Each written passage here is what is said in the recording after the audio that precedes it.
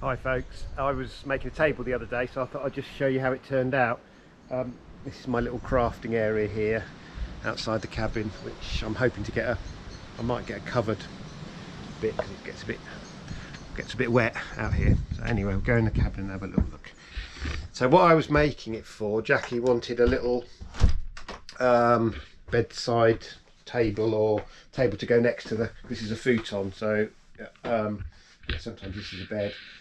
We just wanted something to put a glass of water on, or a box of tissues or something. So I'm quite pleased with how it turned out. I really like the frame and I really like the top, but I don't think they quite go together. I think I got the proportions wrong. So what I'm planning to do is to swap the top over, but I think the top's a bit small for the splay of the legs, and I never quite know how it's going to turn out because I just kind of make it up as I go along, just drill the angles by eye, measure everything by eye. So it's all right, but I've got another top that I can use.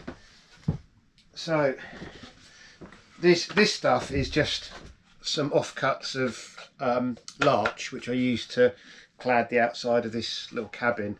And when you sand it and oil it, all the grain comes up and it looks really lovely, I think. So I've just left it with like the waney edge on it there and just rounded it off a little bit. And so this piece I think is a better size. So I'm going to pop, that isn't sanded yet or finished off, so I'll trim that down, sand it, and I think that the proportions of that looks a lot nicer to me actually. So I think that's the way it'll end up, and then I can use the top for, I'll make another little table. So the way I did it, I just had a ash log, nice straight grain, just split it down into the legs and rails.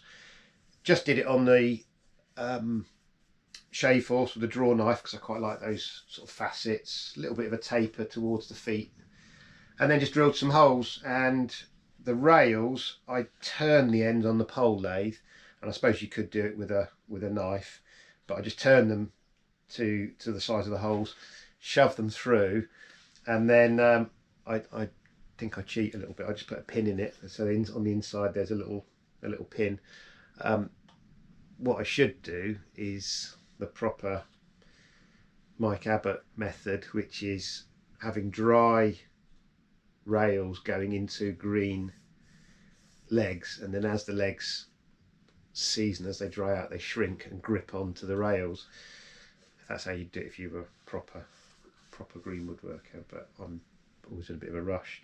So I just shove some hole, drill some holes, shove it through, and interestingly, because I'm a little bit inaccurate, I think the sort of pressure of having to force it through kind of holds it together, so it's ended up being quite strong. And then I just used a little bit of softwood. I just screw that into the top, and there we are. Job's a good one. I haven't oiled it yet. I will put some oil on it, but yeah, that'll do. I think that's the third one that we've got in here, so I'll just show you the other. So that one, because we've been in lockdown, having to come up here and use it as an office, I made one to put the laptop on, and this, I didn't use ash for this, I just used some of, this is softwood, tannalised softwood that they chuck out at the builders merchants. There's a big skip there, and this is the stuff they use to keep the planks, the timbers separate, and they just throw it out. I can't believe it. There's tons and tons of it. So whenever I go in and buy anything, I always say, can I have some of that? And then they go, yeah, help yourself. And then that little one, I really like that little one. That's, the proportions are nicer on that one. That's, yeah, just like a little low table there. Just a different shape sort of layout of the rails, but yeah, quite a nice little one. Okay, that's what I've been up to. I'll speak to you soon.